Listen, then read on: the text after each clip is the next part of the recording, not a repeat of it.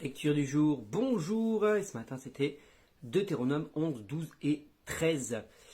Beaucoup de choses qui m'interpellent et que j'ai envie de partager. La première c'est dans le chapitre 11 où Dieu dit voici si tu obéis, et c'est conditionnel, il y a une bénédiction qui est attachée. Il dit voilà, je te fais rentrer dans un pays où tu n'as pas besoin d'arroser comme dans ton pays d'Égypte où il fallait arroser. Là c'est Régis, c'est moi qui prends soin de ce pays. Mais pour pouvoir bénéficier de cette bénédiction, il y a quand même une condition, il faut que tu obéisses. Je sais que je l'ai dit souvent, mais on voit bien que même Dieu insiste, et dans depuis l'Exode, ce qui ressort régulièrement, c'est à chaque fois l'obéissance. Et ça n'a pas été dit une fois, ça n'a pas été dit deux fois, et moi-même du coup je l'ai relevé, je ne sais pas combien de fois dans ces lectures du jour, mais combien c'est important et combien c'est la base. Au final, ce que Dieu attend depuis la Genèse, qu'est-ce que Dieu demandait à Adam et Ève? D'obéir et de lui faire confiance. Et là, encore une fois, Dieu dit à son peuple, si tu obéis, alors tu pourras vraiment bénéficier des fruits de ce pays et des bénédictions de ce pays. Ça, c'est vraiment intéressant. La deuxième chose qu'on apprend dans ces trois chapitres-là, bien sûr, c'est l'interdiction absolue de reproduire le culte des faux dieux et le culte de ceux qu'ils vont chasser.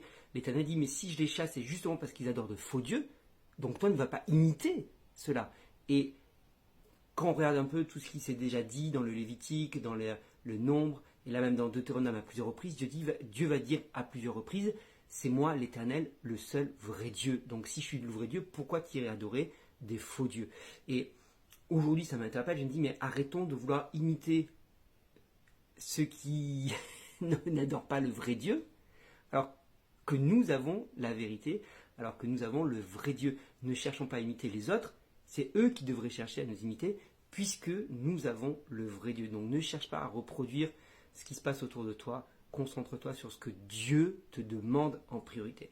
Et dernière chose qui m'interpelle, c'est cette vraiment restriction sur le fait de ne pas manger le sang, de ne pas manger le sang des animaux, parce qu'il dit le sang, c'est la vie. Et c'est intéressant parce que quand on regarde, on fait un parallèle avec Actes chapitre 15, la seule restriction que les apôtres vont retenir pour les non-juifs qui vont se convertir, ils vont dire bon, on ne va pas leur imposer toute la loi que nous-mêmes, nos ancêtres n'ont pas été capables de mettre en pratique. Par contre, qu'ils s'abstiennent du sang. Qu'ils s'abstiennent du sang. Et donc voilà, c'est vraiment intéressant de réaliser que le sang, c'est la vie.